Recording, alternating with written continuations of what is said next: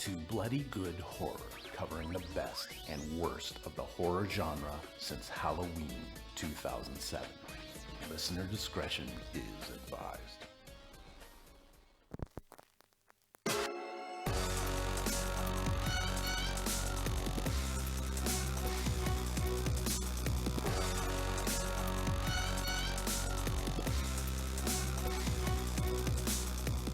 Hello, everybody, and welcome to another exciting episode of Bloody Good Horror. My name's Eric, and I'll be your host for this evening, where we will be reviewing Deep Blue Sea 2, the LL Cool J list sequel to the movie everybody loves. I don't know. I've never seen it. Spoiler alert. I've never seen it, Schnar, so who can say? That is blasphemy, really. Joining me tonight, first up, special guest, homeless professor. His hat is like a shark's fin. Please welcome one Mr. John Shelton to the show. What up? Next up, the business manager at bloodygoodhorror.com. He fancy. Please welcome John Schnars to the show. What is happening? Also, I don't know if you know this, but he has 3 kids. Uh-huh. Mm-hmm. Yeah. Counted them right before the show. And, Just- they're still all here. It's like Home Alone. You had to do a head count every day Yeah. just to be sure. They're around. Oh, they're here. Last up on the show tonight, joining us from Chicago. He likes to drink and run. He runs and drinks. His name is Joe. That's right. I've had Deep Blue something stuck in my head for the last week and a half since There we you started go. talking about this movie. So yeah, we're gonna try to add Mark into the call here and hope that it doesn't completely destroy the show like it did a minute ago. I think we're fine without him. Oh, there he is. Hey, Mark.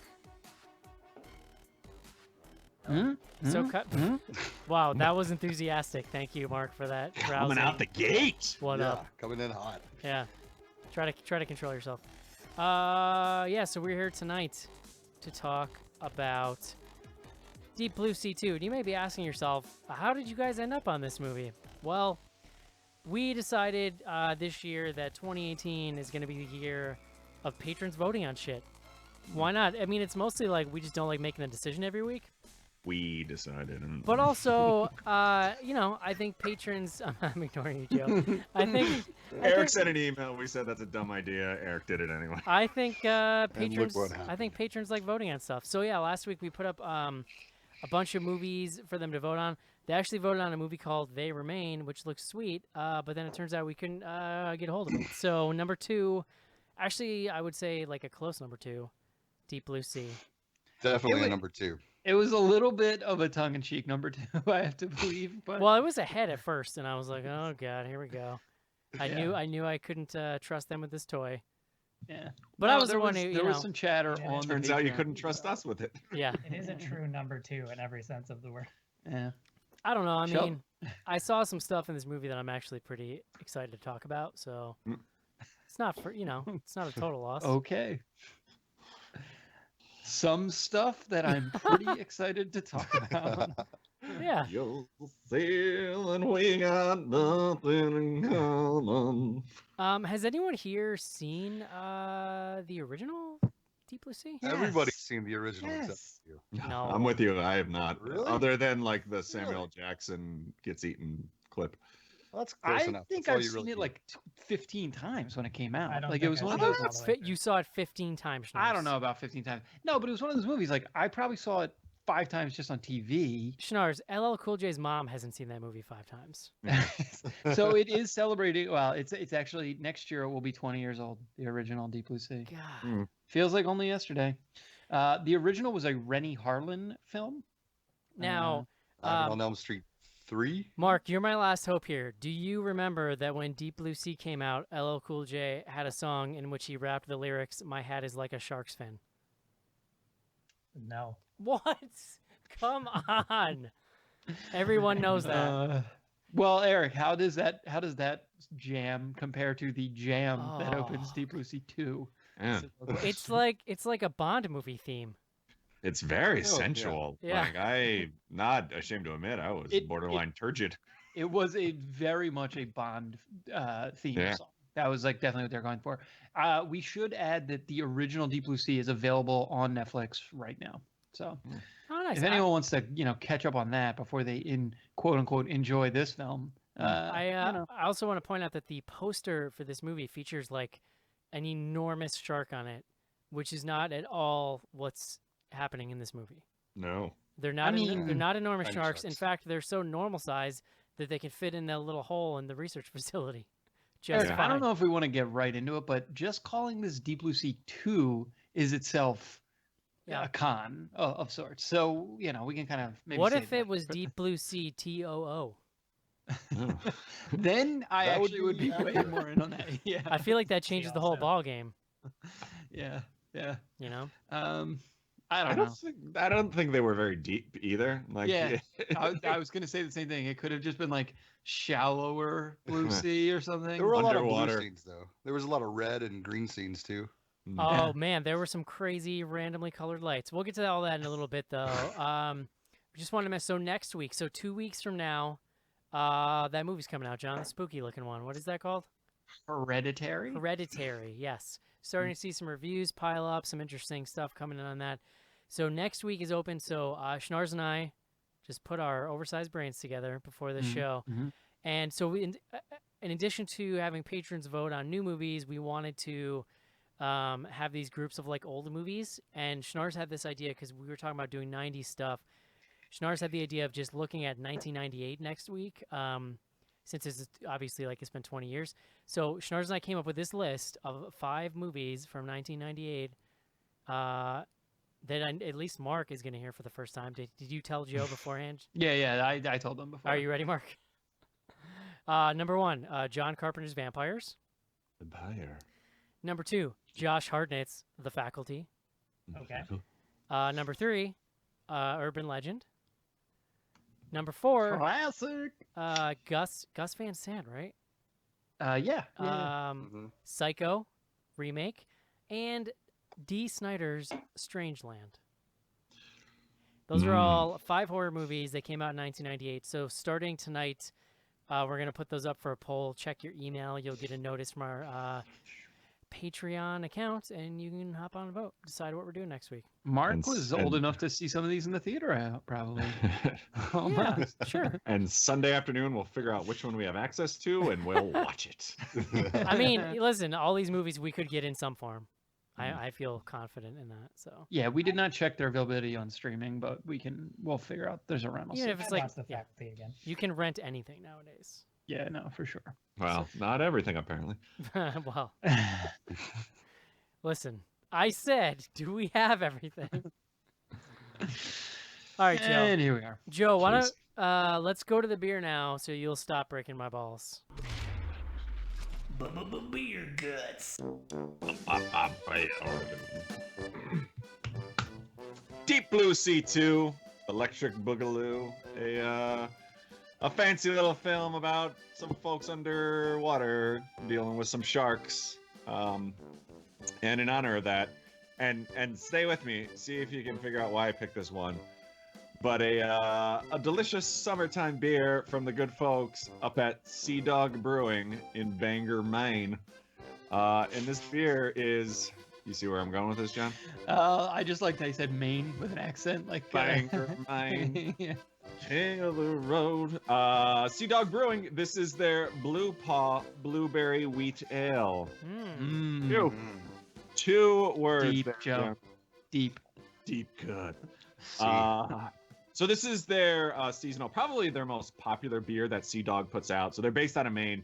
They've actually got a handful of brew pubs throughout that state, even in New Hampshire. There's actually one down in Orlando, if you're in the area, which also serves some delicious food if you're, into eating.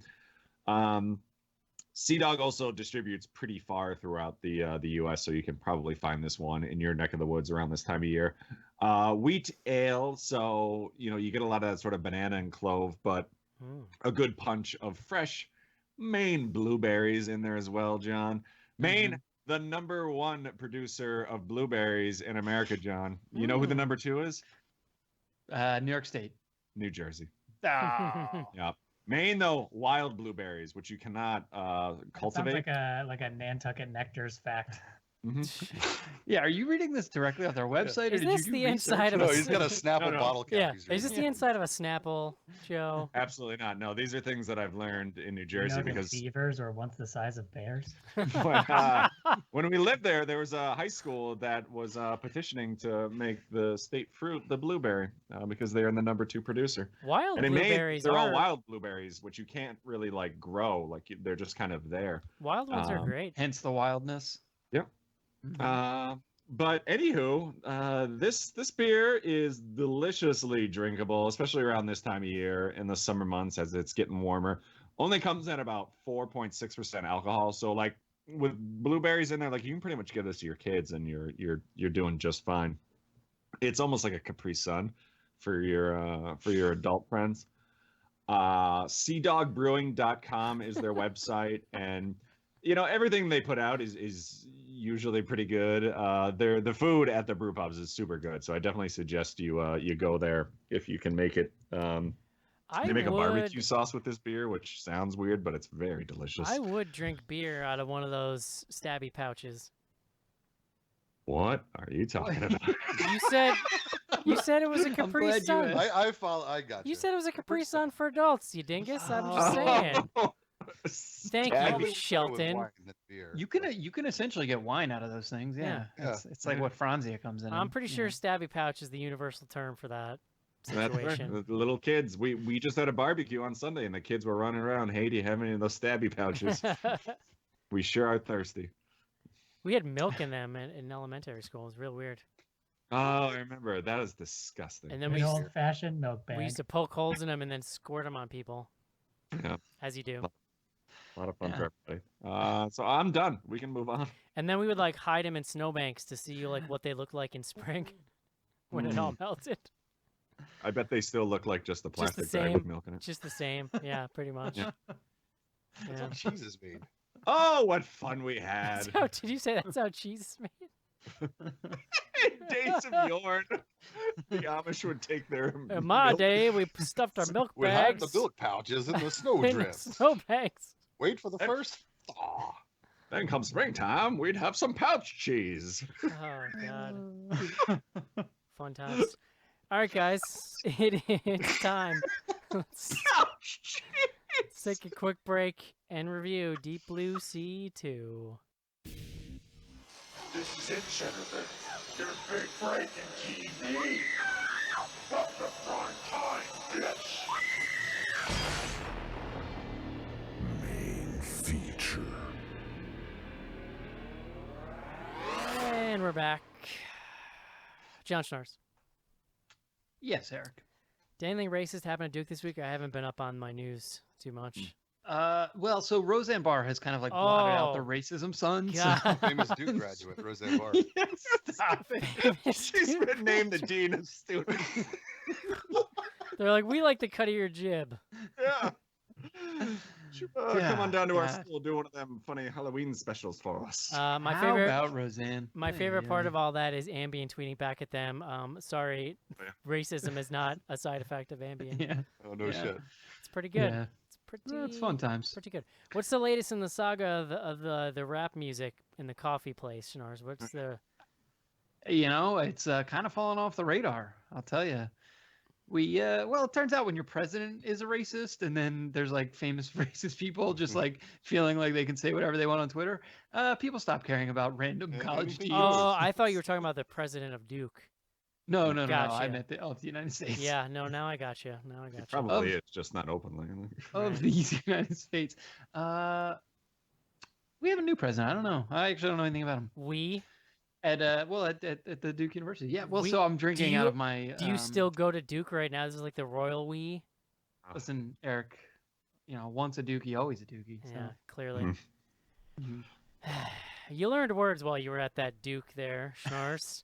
Yeah. And despite that fact, you still come to the show without a word of the day every week and ask us what it should be. Hold on. I usually don't ask. Today I did, but I still you figured usually, it out on what is your definition of usually, since you clearly don't know words? my own. Sometimes he's not on this show. Right, There exactly. you go. All right, Schnars, all that is to say, please bring us the word of the day. I intended that to be a positive segue until you referred to Duke people as we, and then I got mad Oh. like instantaneously. Yeah, I don't know. I saw that happen. It's today's word, Eric, is gam. That's Ooh. G-A-M. Ooh, old-timey word for legs, huh, What are John? the So, gams there on you that? go. Check out the gams on that one, eh? 23 skidoo. Gam has two meanings. The first, as Joe has so helpfully pointed out, a leg, especially in reference to the shapeliness of a woman's leg. And that comes to us actually from an old Northern French word, gambe, with a B, with G-A-M-B-E. Oh, I'm which just totally meant gonna leg. start saying it with a hard B. Nice gams. So, gambe. But gam's other meaning, and this one, so the definition here is a school of whales, porpoises, or dolphins. I also saw, I was doing some shark research before the show, as you do, and sometimes a group of sharks can also be called a gam, although sharks don't always travel or don't often travel. They're not like social animals the same way, like a dolphin or a porpoise. I like the way Uh, that you're progressively talking out your word. They In are. any event, They are in gam. Deep Blue Sea, Schnars. They do the Mighty Ducks You have to flying have a V in dog this clicker movie. there. Eric, the scientific accuracy of Deep Blue Sea 2 is in some dispute, I would say. So Mm, we can get into it, but yeah, gam. beg to differ. Okay, thanks, Schnars. Tell me about this train wreck. Deep Blue Sea 2, directed by Darren Scott, notably of films such as Dark House. He was a producer on Menace to Society. It's probably his most notable film credit. It's a good movie. Yeah. And co-writer of Tales from the Hood. All right, well, there you go. We So did. We did that on the show. We did. Shelton was on that show. Oh, nice. he's been involved with some stuff that is not bad. Joe, how This, on the other hand, on earth do you remember that Shelton was on that show? It was I don't my remember being on that show. it was my staff pick. I remember. Oh, okay. It was like years ago. Sorry, I'm blown away by that. Continue. Yeah, so the thing about Deep Blue Sea 2, and we sort of alluded to this earlier, it is essentially a retelling of Deep Blue Sea 1. So it almost like it acts as if Deep Blue Sea 1 never really happened, or at least there's no mention of the original Deep Blue Sea. The plot is nearly identical. There's probably some changes. I can't remember exactly what they were doing to the sharks in Deep Blue Sea 1, but essentially here you have a geneticist, or he's basically a pharmaceutical executive slash like founder of a pharma company named Carl Durant.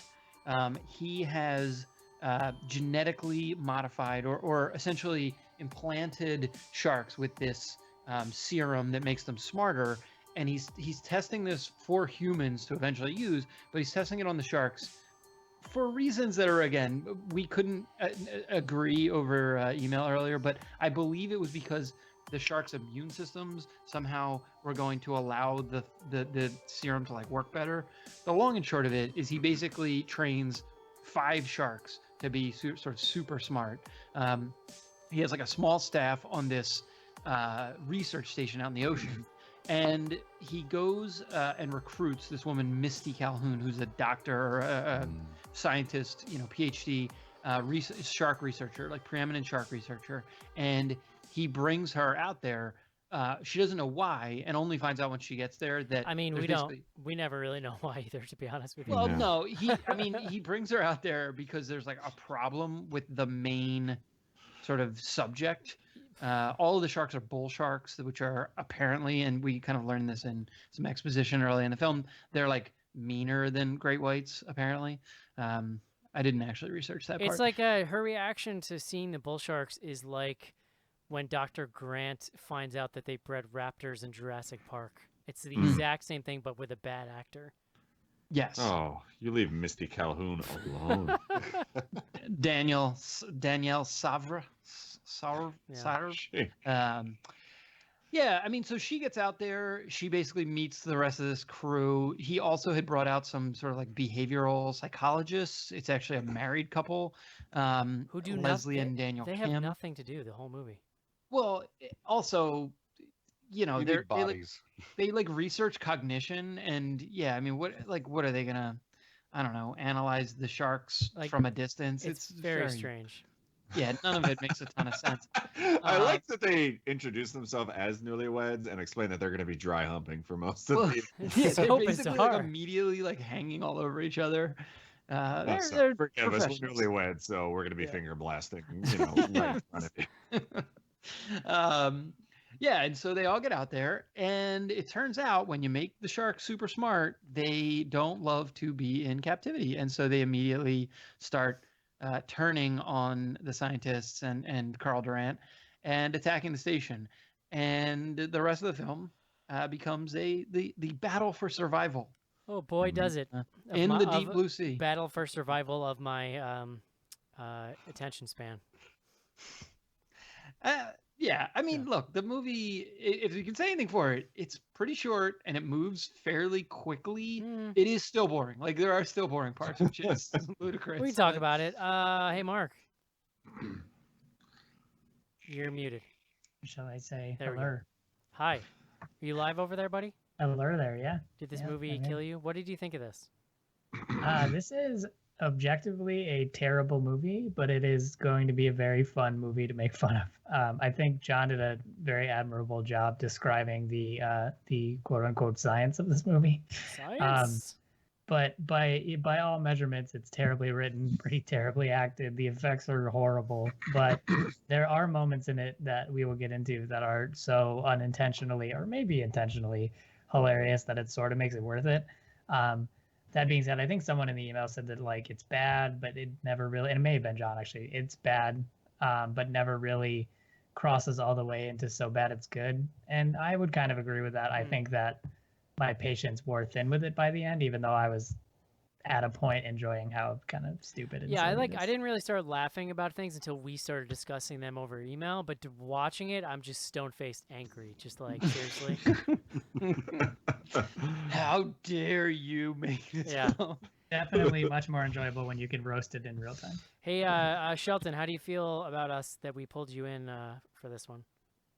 Well, I love that you guys like to pull me in on shitty shark movies. Yeah. Because I was on that 47 meters Oh, down. that's last year. hilarious. Oh, I'm yeah. pretty sure I did the one with the.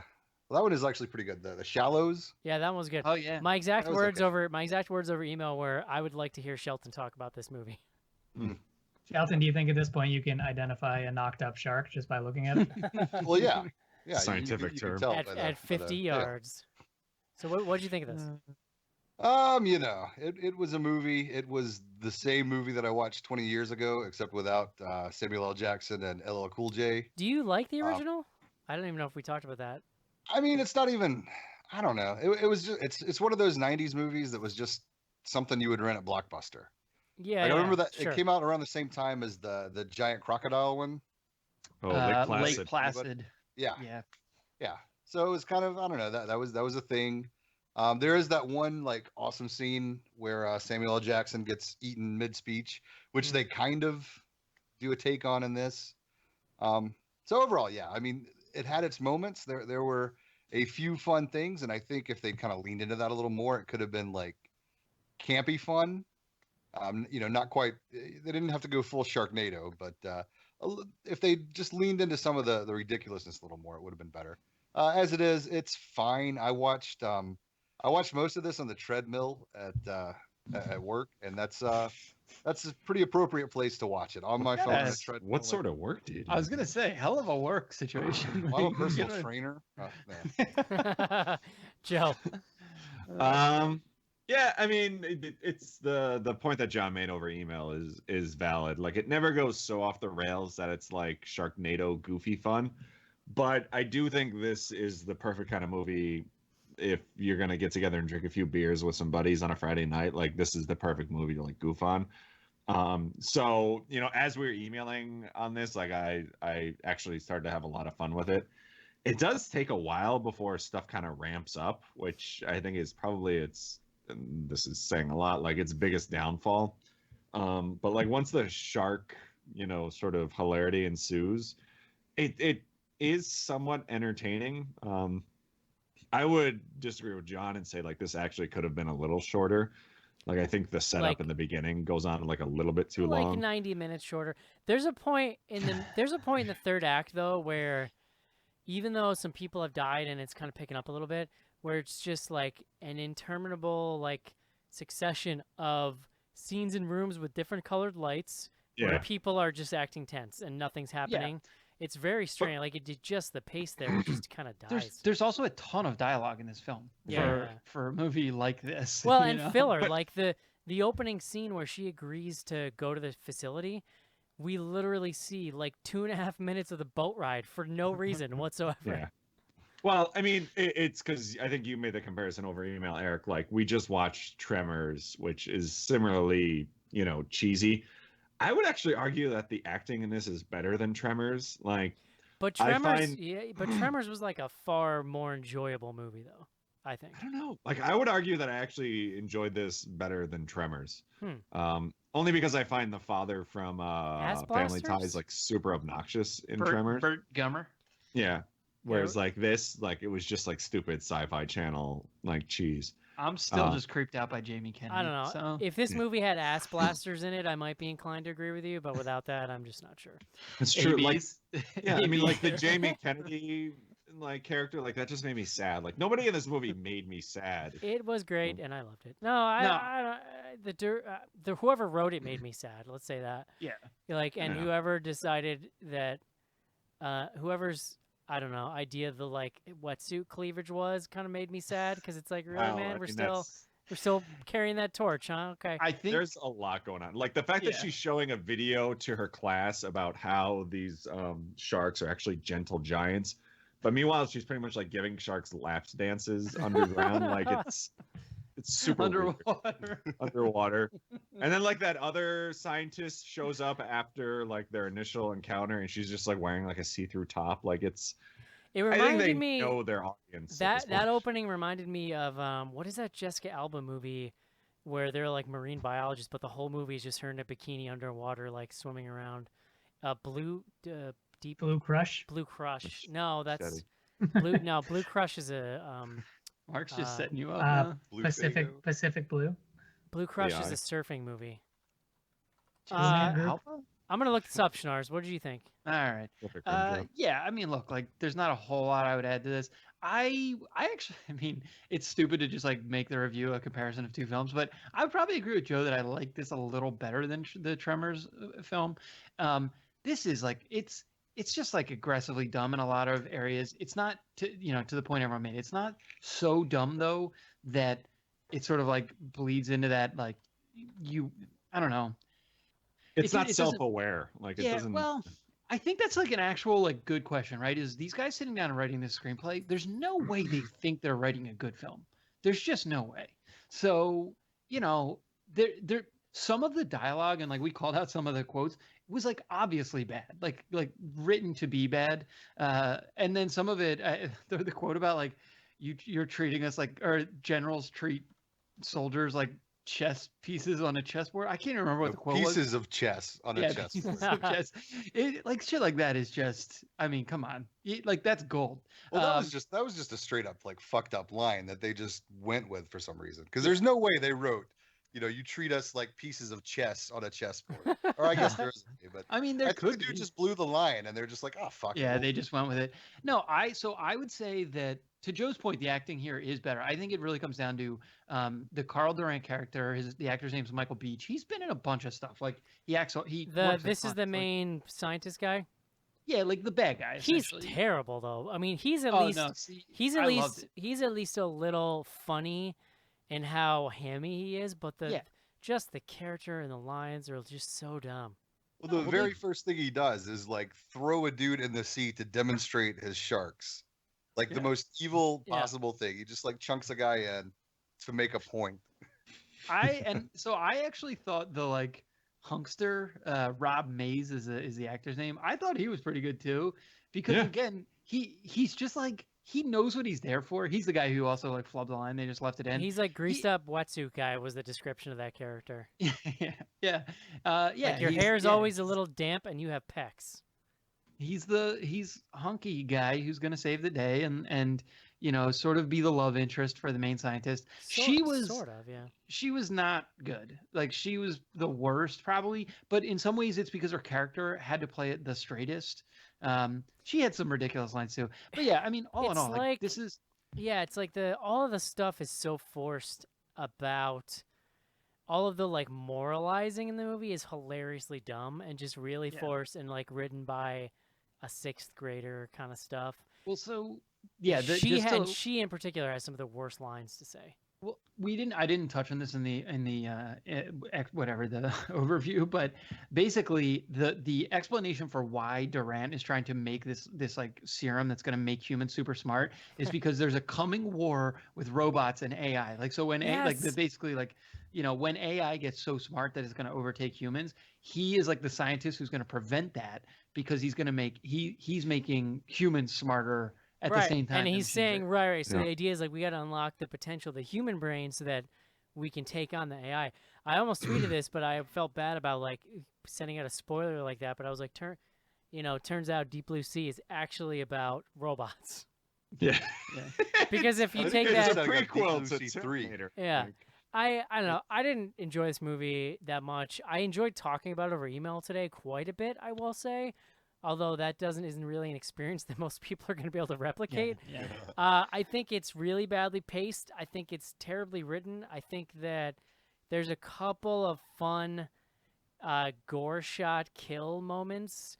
This one in particular where dude just gets his head chomped off, and then as Mark pointed out, this is like metal kicks in. It's like rah, rah, rah, like right after, like no reason whatsoever. Well, it's like a cue to like take the movie seriously now because people are dying. Well, that's the thing is, I feel like it's just one of those days. the thing that kept me from kind of enjoying this on a goofy level, and why I say that I think Tremors is a better thing than this, is that Tremors really invested in, I think, and leaned into knowing that it's dumb, right? Like Burt Gummer doesn't deliver all those one-liners trying to be serious. He's just a shtick and it's stupid and he does it. No. And like this movie feels oddly because of all the moralizing about what you're doing to the sharks and you turned them into monsters and blah blah blah. It feels so oddly. There's this weird thread where it's feeling self-serious, and that feels at odds with these other moments that do approach that lighter, goofier tone. And it felt like it never really went all the way with it in a way, and that made it a little kind of a bummer for me. I also think the structure of the third act sucks. It's like they're all locked in different colored rooms with the doors sealed, It's and they're why just they're different like, colors? and it's just a bunch of No talking and explanation. like stalking around like, oh, I'm looking for somebody. Where are they? Well, I bet they're going to pop up out of the water and scare the shit out of me, but be totally fine. And it just happens like 4 scenes in a row. And it's like, dude, what is going turns on? into like Swimming Maze, the movie. So the third act honestly kind of lost me. Although, and then the final shot where they kind of triumph is the weirdest edited thing I've ever seen. Like the way it's directed, it makes absolutely no spatial sense whatsoever. It's just fucking weird, man. It's weird, bad, Yeah, and not I mean, good. So just to your point on Tremors, like that movie is objectively a comedy. Like they're trying to be funny. There Sure, are, but like, this jokes should written be. in. There should have been enough self-awareness here to be like, that's what we should be doing here. Yeah, it's funny. I bet there's. I would be curious to see, or maybe they probably can't do this now, but there's probably an edit of this film that is funnier. That like just plays up, like hams it up a little bit more. Well, it's The big- interesting too. Like you talk about the acting. So the main guy that you're talking about, Schnars, it's really good. Like I think he almost feels like he thinks he's in a funny movie, but the lead Well, actress really is like, good is still strong. He's just good. but Oscar worthy. But He's but just my a professional. but like he's over the top in a way that suggests that he kind of knows what he's in, whereas the lead actress is like, she's like, this is her resume tape for the next 5 years, and she's just like so earnest and like it doesn't work. Yeah. I mean, the biggest downfall of this film, in my mind, is that it feels like they made it for $100,000.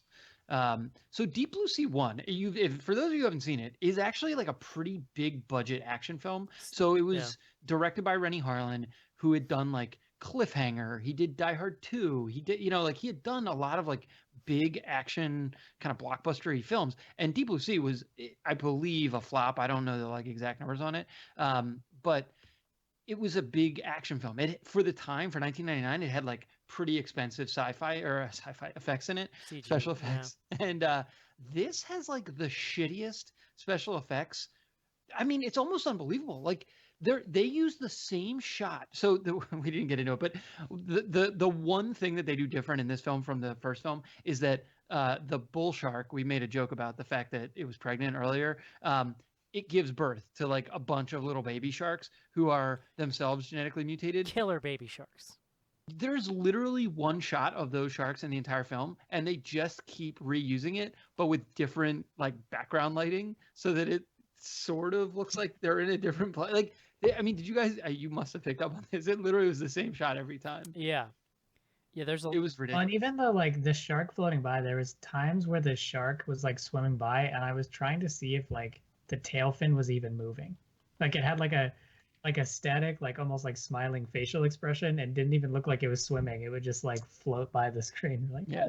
Huh. I mean, we sharks do look need like to they're talk just about kinda- the scene where it's eavesdropping on the. So yeah, so the the, best scene in the the evil movie. scientist guy is talking to, I think. So there. Okay. I think everybody. There's He's a like bunch in the of main characters room. in this movie that kind of are hard to identify because they're not really important and they look. So there are two. First of all, there are two like wiry, scruffy, kind of keyed up white guys in this movie that are impossible to tell apart. It was like 45 minutes in before I realized those were two different people. Like same. Yeah, there was definitely a scene where I was like, "Who the fuck is this guy? I've Yeah. never seen him before." And then there's this character who kind of seems like he's like a director guy, like not so the Oh, he was the lawyer, I think. yeah, Yeah, but yeah. like it's so weird. It's unclear what he does, but I think he's in this scene with the lead scientist guy, where the lead scientist Yes. explains Yep. to him Yeah. that you don't have to worry about them. First of all, the fence structure in this movie, I don't understand it one bit at all. It's like literally a magnetic, or fence. no, it's electrified. Makes no fucking sense. But he's explaining to the lawyer guy, like, don't worry, there's no way they'll get out because when I'm done with my experiment, which by the way, does not need to be on sharks in any way whatsoever. When I'm done with it, we're gonna kill the specimens.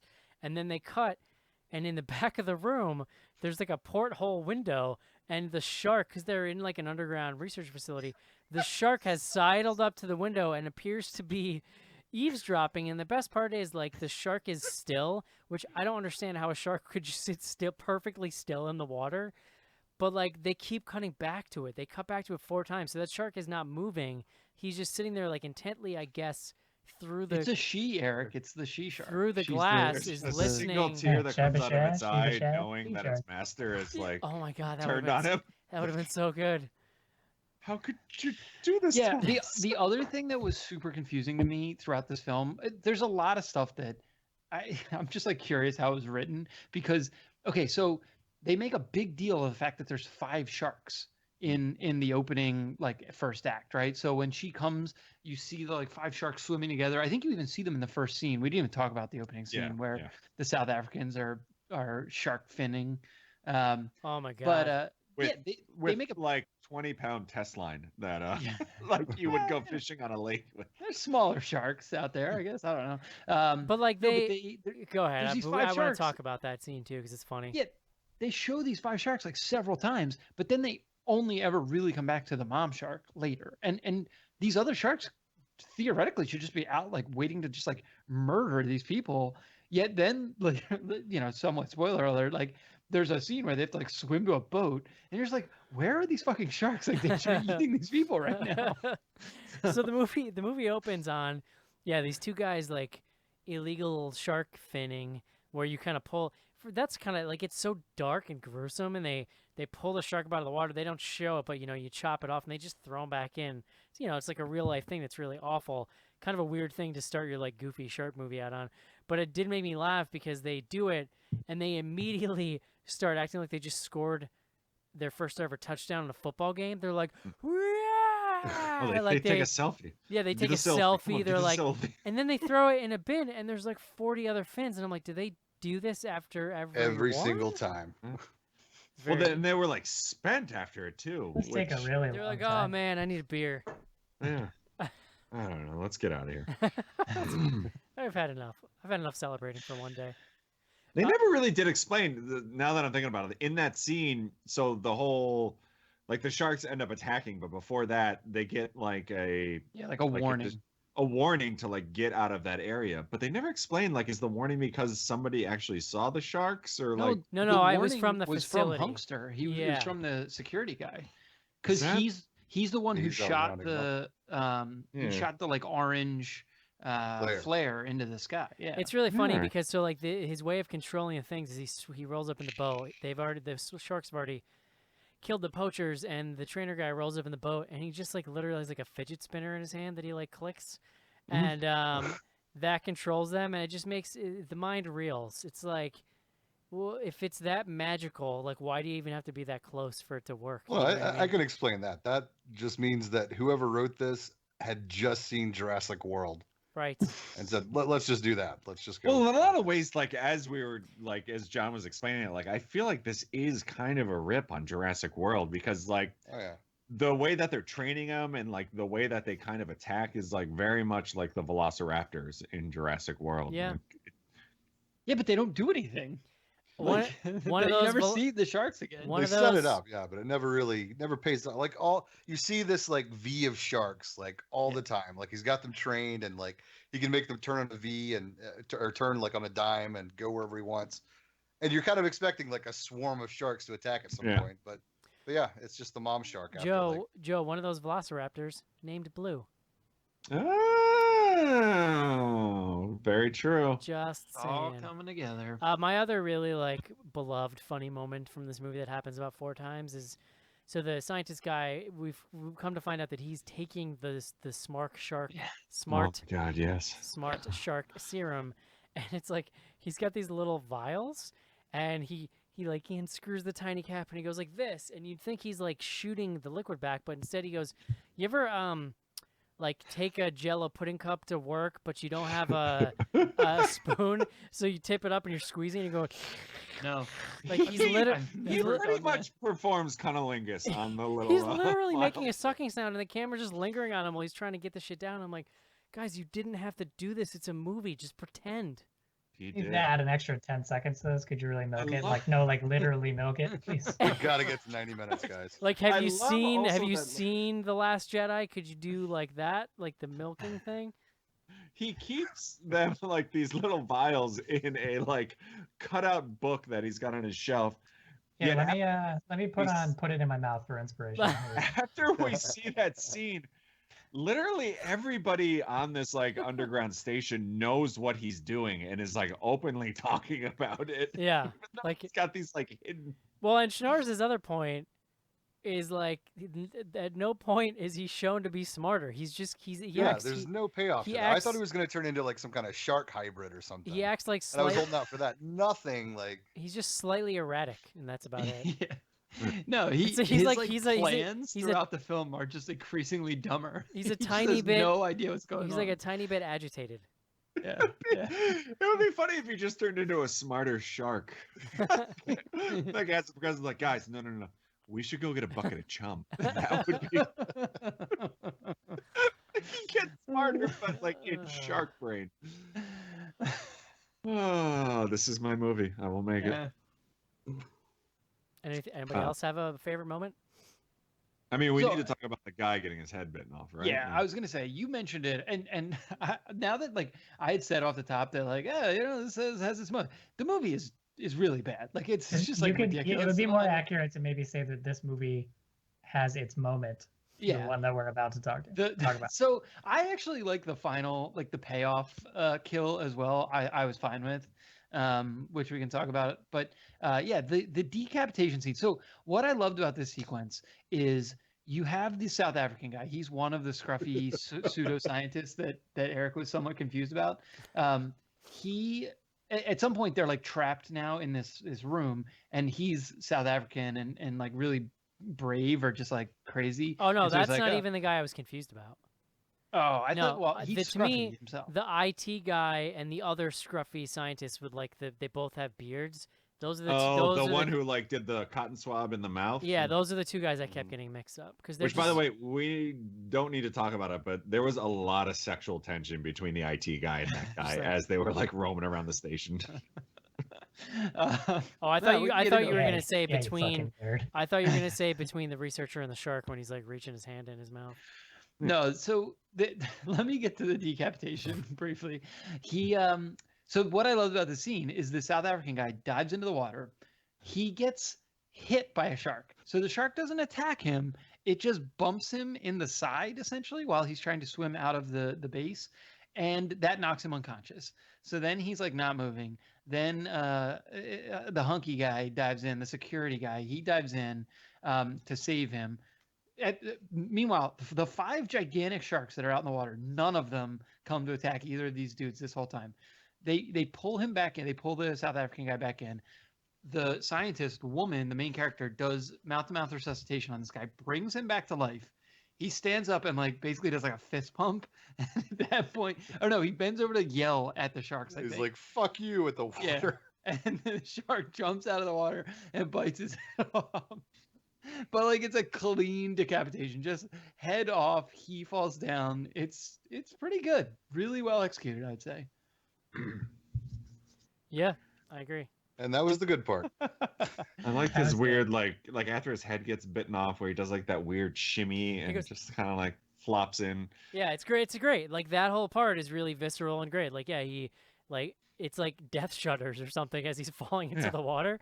That's But awesome. I think, like Eric, you said it over email. Like this movie needed more of that, like the ridiculousness, because that's really not that it needed like a ton of gore or anything, but it needed more ridiculous. I mean, I all feel like happening. part of the problem is the setup because they're stuck in this research facility. So the only way you can get killed by a shark is if you voluntarily bring it up through the hole and like put your arm in his mouth, or just are standing over it, or then then Yeah, they right. kind of Standing over it and yelling like "fuck you, shark." or Yeah. then whatever it they is. have to like flood the facility later on to make it more of a threat once the baby sharks come out. There's this funny scene where somebody's hanging from the ceiling and the baby sharks, they look like fake rubber sharks, but they're Yeah, like jumping yeah. up out of the water and splashing back down. It's kind of, I kind of I also adorable. liked when the baby sharks. So there's another sequence where a guy is trapped in a shower. Basically, he's like walled himself in the shower, and Yeah. the physics of the scene or the like spatial issues of that scene made no goddamn sense to me because the water fills up on that shower really, really quickly. But the other guy who's like on the bed in Yeah. basically the same room, No change. the water Yeah. doesn't change at all. Okay, so but I did love when the water's filling up and he's like starting to freak out, and then the sharks just like come over the top, and they're the exact same rubber. They look so fake. I mean, I don't know what little baby sharks would look like in that sequence, but they just look ridiculous. And then to Eric's point, everyone just like dies underwater. It's like there's like 3 sequences of people falling into water and then just like there being like a red spot basically. Yeah. That's like 3 kills. So Yeah. it's a real waste. Good times, guys. All right, Good guys. times. It's yawn The o'clock Eric- for Eric. So The Eric Yawns coming out. Well, is there more to talk about, Joe? No, absolutely not. Okay. Deep Blue Sea 2. Would you recommend this, Mark? Eh, Shelton? No, sir. John? No. Joe? I'm gonna go yes. Like I think it's a fun watch. Come on, dude. Yeah, I think especially if you're The with a fuck? group, like absolutely. Yeah, if you're like in an altered state of mind, maybe. Gives you a lot of opportunities to sing "Breakfast at Tiffany's," if nothing else. I would watch this again over Tremors. Oh, for sure. you are nuts, sir. Come on. I feel like everything you explained that you hated about this also happened in Tremors. Just for some reason, you give But Tremors. but a pass. Tremors is funny, and this movie is not He funny. likes ass blaster. He just But likes to Tremors say ass is blaster. not funny. Like Yeah. I'm not like as all the way with Joe here, but I'm in the Joe direction for sure. You guys are all fucking nuts. All right, guys, don't watch this movie. It sucks.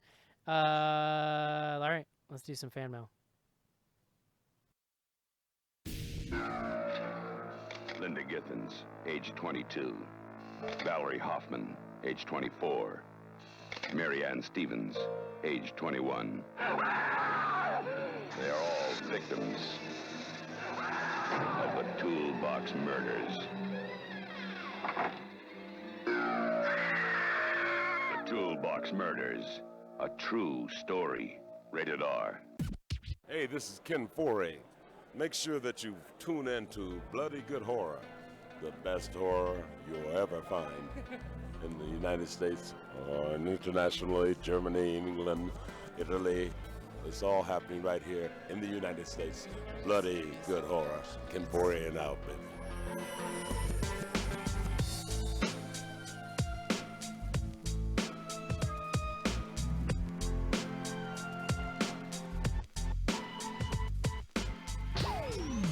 Send your emails to info@bloodygoodhorror.com or hit us up on Twitter at BGHorror with the hashtag AskBGH. And don't forget to pick up back episodes of the show at podcast.bloodygoodhorror.com.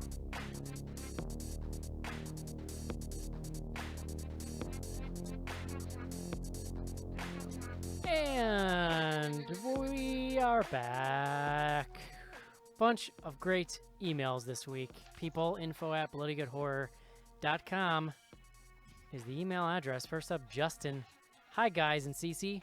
This question mainly goes to Joe, but also the entire crew. What is your favorite beer? What's your favorite readily available beer? Also, a surprise no one on the Black Cauldron show pointed out that Tim Burton worked on it as one of the animators. Oh well, Justin from Alliance, Nebraska, which is a cool name for a place. Joe, favorite beer? Favorite beer, Dogfish Head's Chicory Stout. Super, super good. Favorite readily available beer. I mean, in this area, Anti-Hero by Revolution is like available everywhere. I love that beer. Anywhere though, I mean, I don't know. Shelton. I don't know. Big question. Mm. Oh geez. I like Founder's Breakfast Stout a lot. It's a good one. John Schnars. Yeah, my go-to is Sweet Action by 6 Point. Mark.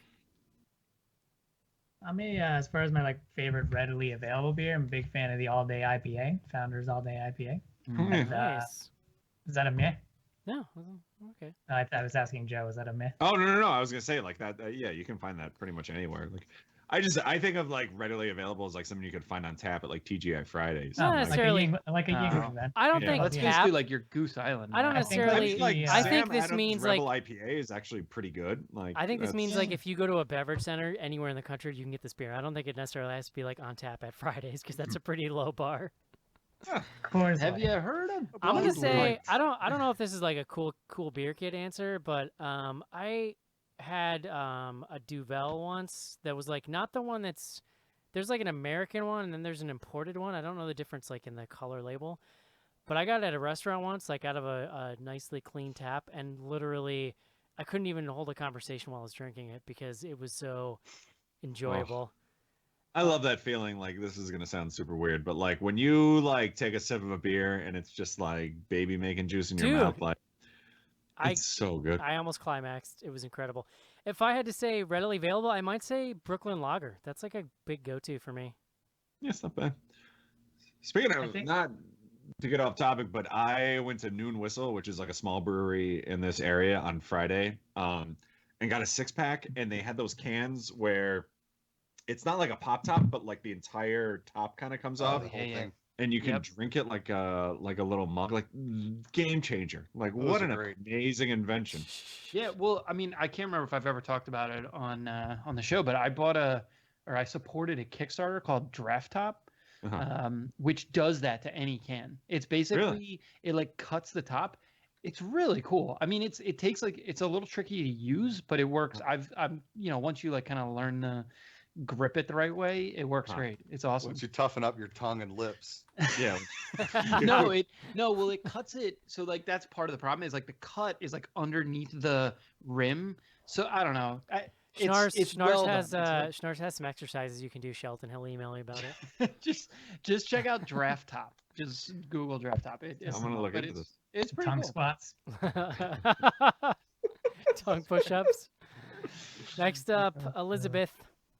So I hosted a scary movie night when All Hallows Eve was first available for streaming, and when Art the Clown made his debut, every hardened horror fan in the house went quiet and stayed that way for the duration of the short. There is something so unsettling about this villain that I haven't been able to bring myself to watch this feature length film yet. I'm 7 months pregnant, and to my horror-loving dismay, this has made me much more sensitive to gore, or maybe that's my 34 years of age finally showing. Loved the podcast review, though, and especially loved Eric's unbridled enthusiasm over something decidedly aimed at the steel-stomached youth of today's horror fandom. Keep on rocking. Love you guys, and I'm a long-time listener. Special shout-out to Cece, always representing the ladies of horror so fabulously and bringing that sweet southern flavor to the table. That's from Elizabeth. That was a very nice email. Thank you, Elizabeth. Yeah. I felt rejuvenated last week, Schnars, and then this movie just sucked it all away. No. It's I fine. mean, I think Terrifier, the thing that surprised me most is like how not like torture-y, because Sure, that's yeah. totally what I got from the trailer. Like it was, I wouldn't say I loved it. Like Eric, I don't think I liked it nearly as much as you, but I was pleasantly surprised with what it was. Next up, All right, good talk, guys. Caitlin. Caitlin says, like a lot of podcast listeners, I spend a fair amount of time in the car. Whenever I'm out of shows to listen to, I'll put my music on shuffle and then try to imagine how I would direct the horror version of that song's music video. This email's adorable. I love this email. Caitlin sounds like a psychopath. The more pop upbeat the song is, the creepier the idea usually pans out. Some are obvious. Man Eater by Nelly Furtado equals zombies. Teeth by Lady Gaga equals werewolves. But some are tougher. I thought for Selfie Song, that a nightclub could be haunted by a ghost, and every time a clubgoer takes a selfie, the ghost appears in the background and gets closer with every photo, kind of like the childhood Josh in the first Insidious movie. It's goofy and fun and maybe a little weird, but I thought you all might get a kick out of it. A big fan and patron, before you say anything, Joe, Caitlin in Richmond, Virginia. It's too late for that. P.S. I don't have solely awful taste in music. I just enjoy a mindless bopper every now and then, which I think speaks to your heart, Joe. Oh, yeah, absolutely. No, listen, I think that's exactly the kind of weird thing I would expect and love that one of our fans might do. Yeah. So there you go. It is weird, though, but it's funny. Yeah, you're a fucking nutbag, but I mean, it's cool. I mean, I think we all, like, especially when I'm running, like, I absolutely envision, like, what the video would be like for a song I'm listening to. There you go. I mean, I don't usually think about it being like murder, but you know, hey, to each his own. Joe's running and just reenacting like Lady Gaga dance routines, but just with his arms, because that's all he Yeah. can do. Yeah. I am on the edge of glory. There you go. Danny writes in, another BGH classic too long for Twitter. You guys are funnier and full to me. Episode 32, Black Sheep and Teeth. That was a hell of a double bill. Oh wow. Good episode. Casey, I'm going to call shenanigans on my neighbors who keep asking me to help them assemble their swing set. I wish he was here for this. We completed it 4 times this week, and each time they came back for help the next day because it had fallen down. The most recent time, they called me on the phone and asked me to come over, and I find one of them standing on the roof of their SUV using it as a ladder. Schnars, and also I like to point out that he forgot the S on your name, so it's just Schnar, which I really like. Yeah, that's fine. So Schnar responds, so at what point in all of this did you take your daughter aside and say, now this swing set might look like a lot of fun, but under no circumstances are you to play on it? You all are awesome. That's from Library O Congress. Schnar, I'm going to start calling you that. All right, Perfect. people, what's on Twitter? All right.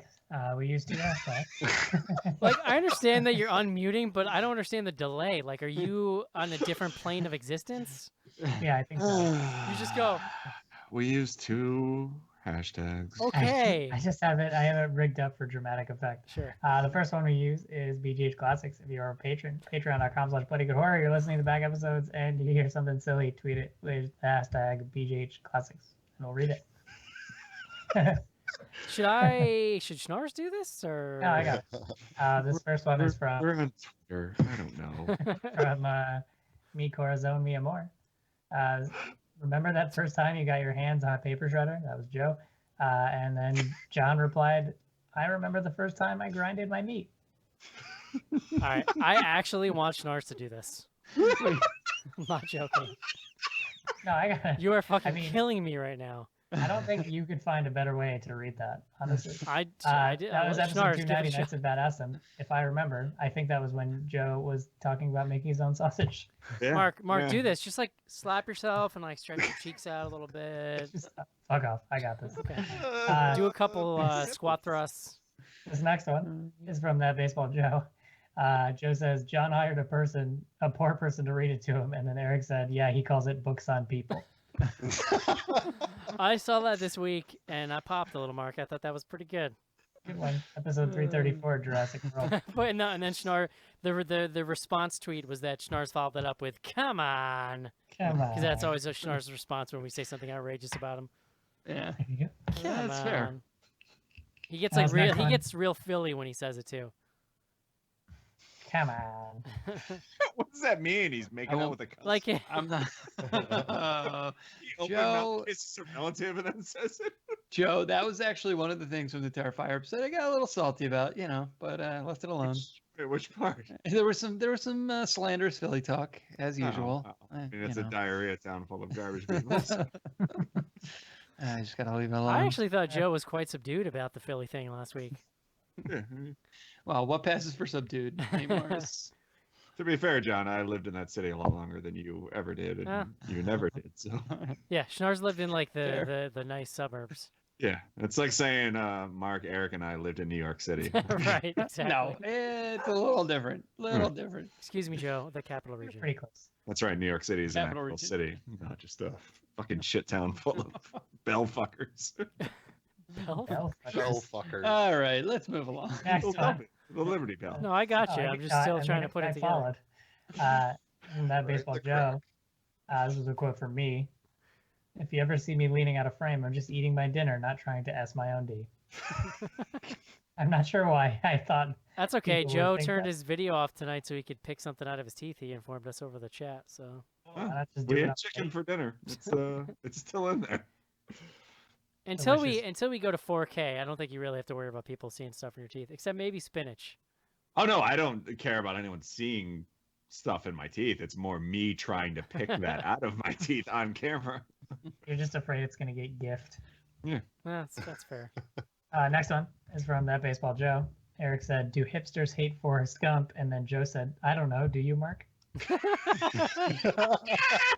That was one of the it's funny because 255. This is the end. I feel like the beginning of like the second iteration of Bloody Good Horror and doing the show kind of also marked. I mean, that was like the beginning of Twitter and Facebook taking off, and it really marked me, and I say this full of regret, but like becoming a just full-on internet person. And that was one of the most shocking things to learn, that people didn't just love Forrest Gump because like that movie's amazing and heartwarming. No, And to I find still out- contend if you went and watched it now, you'd be like mortified. To It's find out people hate ridiculous. that movie, I was like, are you people all dead inside? Come on. Well, it's like Titanic. Like you go back and watch it now, and it's like this I movie love that fucking movie sucks. too. Yeah. I bet you don't. I Or love like Titanic. Avatar. Like everybody loved Avatar. No, and that's Avatar. fucking cool. Avatar sucks, but I do. I think Titanic probably stands up much better than I mean, what's it listen, called? I Forrest I Gump. get the Ugh. first half of Titanic, but the second half of Titanic. Do we do Forrest Gump for the show next week? Let's do it. I don't know. That Vietnam stuff is pretty horrific. Yeah, Lieutenant Dan loses his legs. That's horror. Oh my god! And then there's like 2 hours left in the movie. Lieutenant Dan. Happy New Year. Next one is from me, Corazon Miyamura, and I'm going to point out this is from episode 117, I Sell the Dead, because that's important to the context of this. Joe said, "I wanted to piss my pants laughing, and I didn't." And then I said, "I fell asleep and pissed my pants." Does that count? I do remember falling asleep during that movie. It was very boring. Next one is from Dilly D. Williams. Joe, you shall address him as Flipper Satan. What? Flipper Satan? That's Lords of Salem, because remember the flipper people? Yeah. That Right. movie's terrible. Next one It really from is. Skizbot. This is a quote from Eric. Every guy has a list of the top 5 nut shots he's taken in his life, so I was thinking we should do our top 5 nut shots show. True. Very true. I can think of at least the top 3 right now. Wait, in horror movies or No, just like on in the your list? life, the worst nut shots you've ever taken that just like put you to the ground. You know those off the top of your head. Okay. I wasn't really sure what nut Like shots meant. pain all the way up to your chest, all the way down to your feet. Like you just Like, collapse. why like a are heap you of being shit. hit in the nuts so frequently? It's life. It's life, Schnars. Are you kidding Life me, hits you Mark? in the nuts. Mark, Oh can you my back me up God. on this, please? I can't defend you on this. I don't know. This is You, bullshit. like, this is bullshit. I guess this is pretty much everyone but Shelton, but with kids, have you guys gone unscathed without being punched in the balls? I live in I've constant definitely, fear that my child it's could more like hit me. stomping. Like, Yeah, oh, I've had some close stomp I'm gonna calls. stand up on your lap and just mash my foot in there. You're like, you know. Your kid wearing Oh, heels? man. Dude, a kid, like, all it takes is a full force kick. Like, what do heels have to do with it? I'm just concerned that Eric has more than 5 nut shots. Yeah. And that he remembers. He can name a top 5. I think you guys are nuts that If you there's can't. more than 5, he's got a Shelton, top. Shelton, can you name at least one really bad nut shot in your life? January 7th, 2002. Thank you. Fuck no, I can't. It was just after we finished the. Honestly? Picture this, Sicily. Honestly, I'm prepared to die in this hill. You guys are fucking nuts. Please write them out for next week. I want to hear them. I will. I will. Next one. This episode, yeah. I This is the will. last BGH classics from Skizbot. This is a quote from Eric, and I knew the second I saw the word. Should you not read it? Duvall. There are days when I think The Shining is the greatest horror film ever made, despite Shelley Duvall's unfortunate genetic configuration. Yeah. I know. So mean. Very Yeah. mean. Not off. I If that were mean, today, we would have to cancel the podcast, and you would have to issue an apology. no, tweet. if that were Yeah. today, she wouldn't be an actress. I think is No. really the. Oh my God. I'm just saying. Eric. Come out I'm just swinging. saying. Wait, Eric, hold on. Did Shelley Duvall kick you in the nuts? It's all coming together. Oh my God. Another fan theory wrapped up. Okay. We also use the hashtag AskBGH. You got a question? Tweet it with the hashtag AskBGH, and we'll do our best to answer it. This one's for BDD Paul. Why are you guys letting Joe drink wine? Next, he'll stop talking major trash about Philadelphia. Wow, that was oddly I'm prescient. not gonna lie. I'm not gonna lie. It does make me. Nothing will stop him. It makes me feel a little uneasy when Joe's drinking wine. I'm not gonna lie. It's just it I feels love it. feels I off- enjoy a good feels off brand a little bit. one. Ever since Cece's husband turned me on to gin and tonics too. I've been- Okay, now I see what's happening. Wait, what? What does that mean? Your boyfriend is opening up you to new horizons. You know. I Eric, drink Eric, wine. the way that Mom. you said that made it sound like you have tried to get Joe to drink other things, and he hasn't done it for you. Now you're Okay. trying to make me jealous. You I missed get it, Mark. There was a whole thing last week about Cece's husband. No, no. The wife and I, we've been big wine drinkers for a while. It just, I don't, I had some wine this weekend. It was pretty good. it's delicious. I love a good wine. Eric. The biggest thing Wine, was pretty good. The biggest story. Well, the biggest story was that Put it on the bottles. the biggest story was that I have not been hungover for 4 days. I felt a little off that morning, and then I feel fine. So Hot takes from Eric. Wine is good. Fine. It's all right. Okay, next one is from the movie Pit. I hate Is you. Deep Blue Sea being an almost the exact same film as the first? Has there been any other sequels that you were disappointed in because they weren't sequels but rather remakes? I mean, what's the list? I was thinking about this a little bit. Like, there's only a couple I could come up with. Like, there's Evil Dead 2, but I would never say I was disappointed in that. this is going to be like the least surprising thing ever. But I remember being, you know what, the Evil Dead 2 thing does bother me actually because I love the original Evil Dead so much. Yeah, And they're both great. the opening of the Yeah. sequel, that was just like, I don't know, this is what happened. Sure, like whatever. But the Halloween just missed H2O always bummed me out because, as we touched on a few weeks ago, I always wanted to know what happened at the end of Halloween 6. Yeah, I don't know if I really have any. I mean, there's like The Force Awakens if you want to be that guy. No, but it is, shots but that fired. is actually even though it's structurally remake-ish, it's a sequel. I mean, that exists in the world in the future. I mean, Dan- the other list that would be interesting that's somewhat related here, and I think would probably be somewhat of an answer to this question, although I don't have any examples, is like how many sequels, like second films, come out roughly 20 years after the first?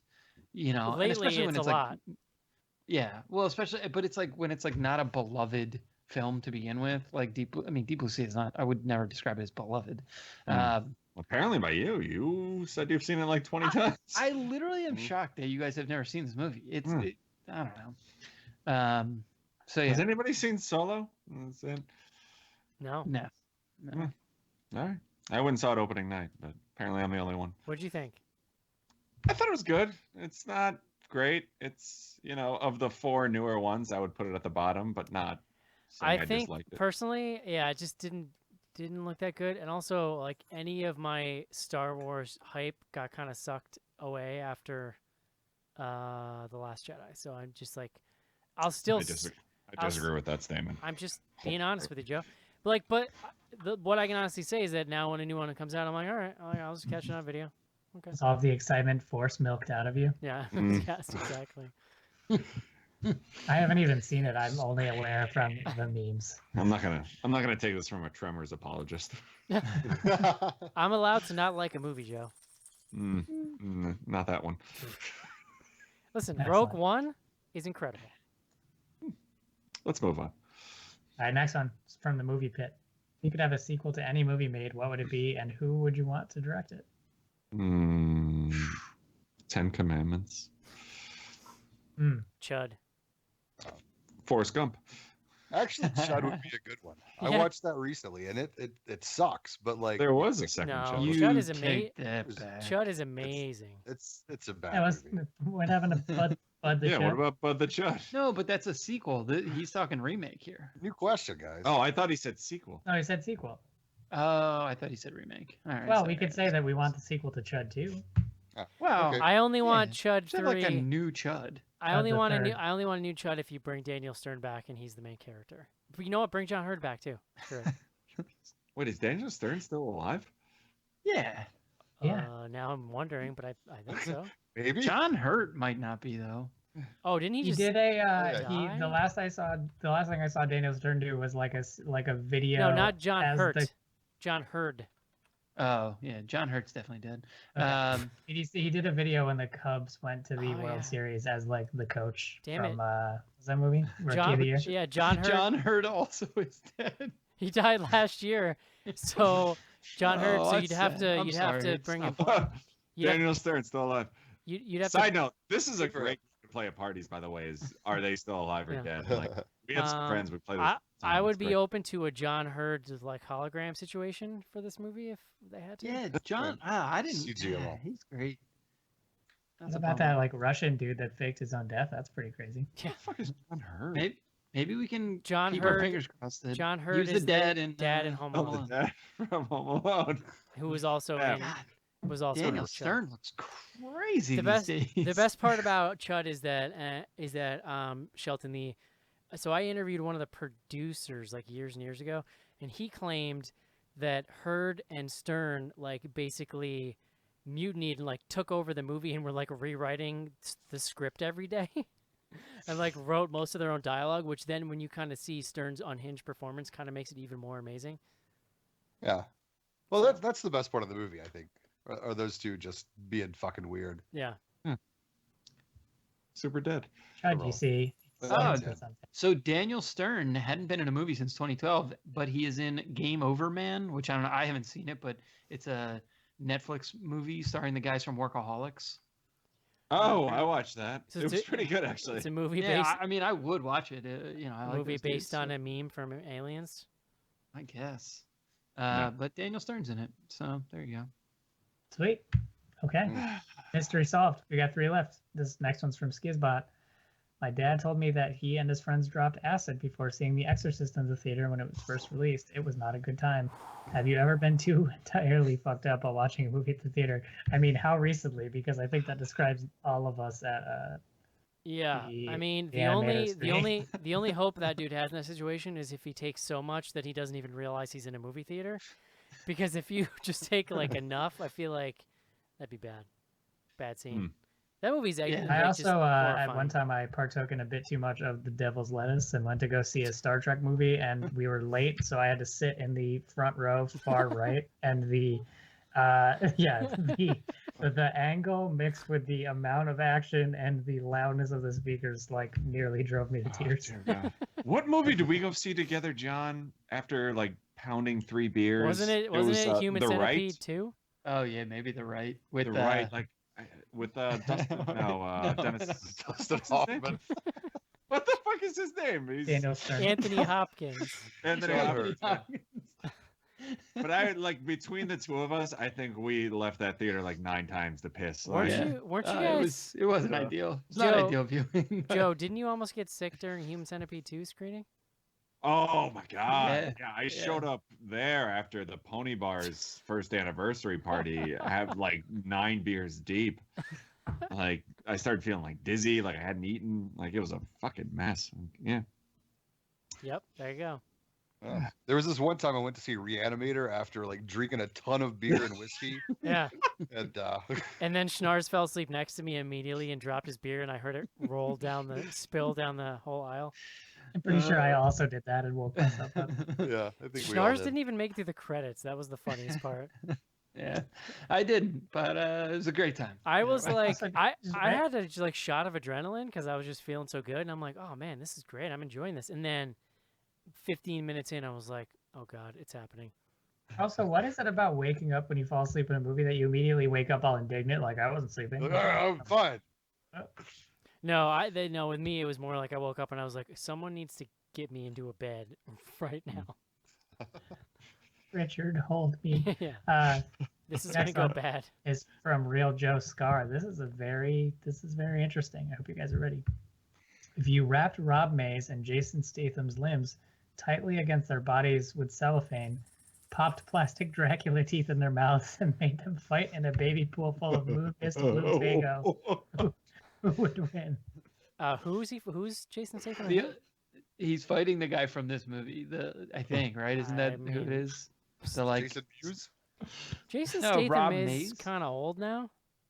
No, Yeah. Jason Statham would whoop that dude's ass. I do not even want to hear this. Wait, the buff guy? Yeah. No, I think the buff guy would. I feel like Jason Statham is short. Dude, he was but born he's in like 19... He's like a karate fucking expert. Dude, Jason Is he? Statham was How born do in you know this? 1967. He was like the fight choreographer for Well, like guys, a bunch of films. let's consider the variables. Their limbs are tightly wrapped against their bodies with cellophane. It's all And Jaws. They both have plastic Dracula teeth in their mouths. I'm just... so between the two of them, who seems to have a stronger jaw? Also, before anybody wins, I'm pretty sure the blue Fago would absorb through their skin and poison both of them and kill them, so... Yes, they would both die of immediate fatal diabetes. I'm gonna go out. I'm gonna make a bold choice here and say Jason Statham is 50 years old. I feel like you'd lose a little bit of core strength by that age, and you would need that since your arms would be tied. I don't know. I think he's just a badass. Jason, I might be confused too. He actually doesn't know that. It says he studied kung fu, karate, and kickboxing, so he That's might like- not be as expert as I thought. But No, I think you're giving him way too much credit. Oh, you know what's funny? He's in. I will go to bat for Jason Statham any day of the You know week. what's funny? He's in the Meg. Yeah, he's like the main character. Eric, He is great the- transition. Last tweet, our very own Sophie Day, Philly's Femme, who's excited for the Meg. Wow. I'm never excited for shark movies, so not me. But It's not really a shark movie though. It's a megalodon. whatever, dude. So Okay. are we saying that Shelton has to be on that episode or no? Pretty much. What's the We're gonna need you to I'll be bring out of all town of that your week. shark knowledge to that episode. August 10th. Okay. All right. I actually Oh. might be at the beach that weekend. God damn. All right, we'll see. That movie's directed by John Turtletaub, and I don't know if he's directed anything else that we know. I just like his Oh. name. John Turtle Time from the Real Housewives. of He New York. directed Rush Hour. I gotta pee real hard. Yeah, Let's- show's over, wrap this guys. up. All right. Okay, great Oh. job. Good night, Been everyone. lovely. Info at bloodygoodhorror.com. We're also on Twitter at BG Horror. Don't forget, right after the show, a poll is going to go up on Patreon. We are choosing between John Carpenter's Vampires, The Faculty, Urban Legend, the Psycho remake, and D. Snyder's Strangeland. Get excited. That's for patron users only, Pretty- right? That's right. Pretty yes. excited. And I think the Bilal level and up, I believe. So there you go. All right, guys. That's going to do it for Deep Blue Sea 2. Hope you enjoyed the show. We'll talk to you next week. Adios. See you. Goodbye, everybody. Yeah. Bye. Yeah.